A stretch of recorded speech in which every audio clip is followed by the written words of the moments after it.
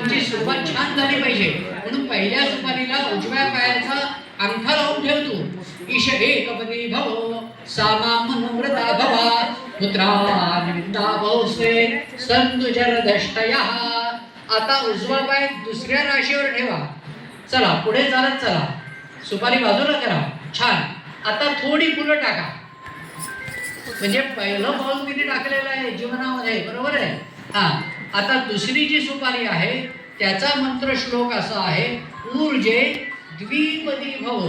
आता ह्याच्या लग्न झाल्यानंतर तुमची ऊर्जित अवस्था आली पाहिजे, म्हणजे लग्न कार्य मानवलं पाहिजे. ऊर्जे द्विपदी भव सामामृता भवा पुत्रान विद्या बहुस्ते संतु जरदष्टयः. सुपारी बाजूला करा. फुलं टाका. त्याच्यानंतर आता तिसरी आपली स्टेप आहे, तिसरी सुपारी आहे. त्या तिसऱ्या सुपारीला पाय लावून ठेवा.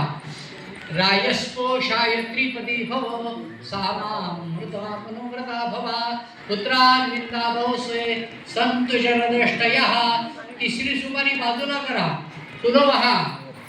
त्याच्यानंतर चौथी आहे, पाय पुढे घ्या. चौथ्या सुपारीला स्पर्श करा.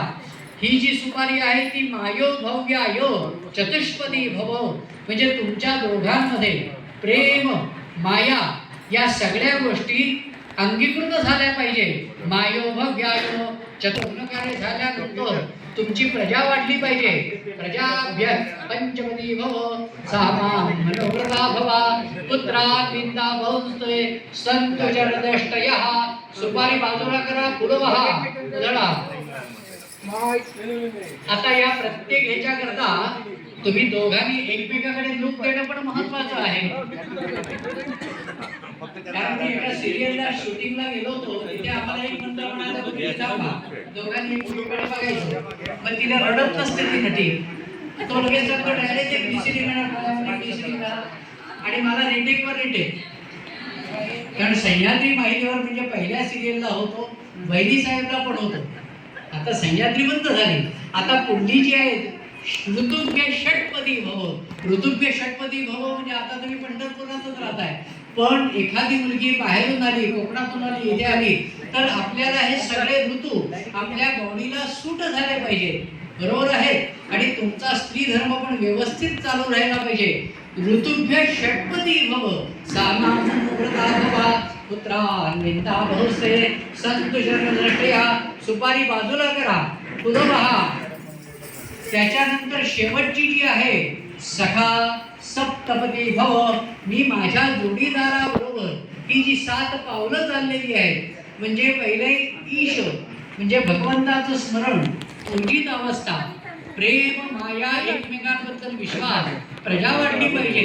ऋतू हिवाळा उन्हाळा सगळे संपन्न आपल्या बॉडीला सगळे सूट झाले पाहिजे. आणि हा जोडीदार अखंडपणे श्वासात श्वास असेपर्यंत त्याची साथ तुम्हाला लावली पाहिजे. सखा सप्तपदी भव. 7व्या याला स्पर्श करा.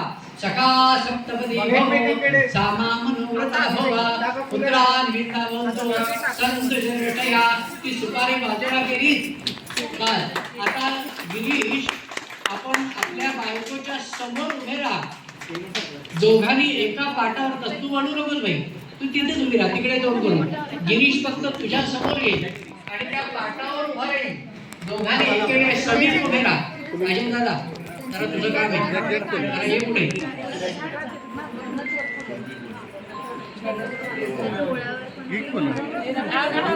आता काय करायचं तात्या, थोडी इकडे घेऊन हा मुलाला म्हणा जरा मागे.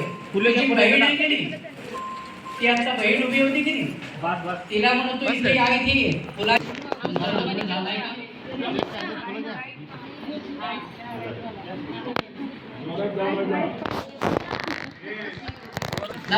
आणि दोघांनी एकमेकांचे हात हातामध्ये घट्ट धरून ठेवा. धरले. अजय दादा, तो कलश ठेवलाय बघा तिथे, तो कलश घ्या तुमच्या हातामध्ये आणि तिथेच उभे राहत असेल किंवा या साईडला या. तो नारळ द्या, तिच्या बहिणीच्या हातामध्ये नारळ द्या. आंब्याची पानं आहेत ना, ती दोन्ही सगळी काढून घ्या. त्यातलं पाणी त्या दोघांच्या डोक्यावर पाणी शिंपडा, अभिषेक करा. हा हा हा, आंब्याच्या पानाने. असं नाही की थोडं थोडं शिंपडायचं. ह्या एक पाय एक टाळा घ्या, हा शिंपडा. शांतिरस्तु, पुष्टिरस्तु, तुष्टिरस्तु, वृद्धिरस्तु, अविघ्नमस्तु, आयुष्यमस्तु, आरोग्यमस्तु, शिवं कर्मास्तु, कर्म समृद्धिरस्तु, धर्म समृद्धिरस्तु, वेद समृद्धिरस्तु, शास्त्र समृद्धिरस्तु, पुत्र समृद्धिरस्तु, धनधान्य समृद्धिरस्तु, इष्ट संपदस्तु. बस आता कलशावर आंब्याचा पाना म्हणजे पूर्ववत ठेवा, नारळ ठेवा, तो इकडे आणून द्या. तिकडे तिथेच उभे राहा. ठेव ही सहाण घेऊन जा, ही सहाण घेऊन जा. मी तुमच्याकडे एक सहाण ठेवणार आहे. या सहाणेवर आपण गंध उगायचो किंवा वेळ प्रसंगी काही आपण सुंठ, वेखंड वगैरे काही अशा औषधी मुलं त्याच्यावर आणि ते लेप आपण काही सर्दी किंवा असं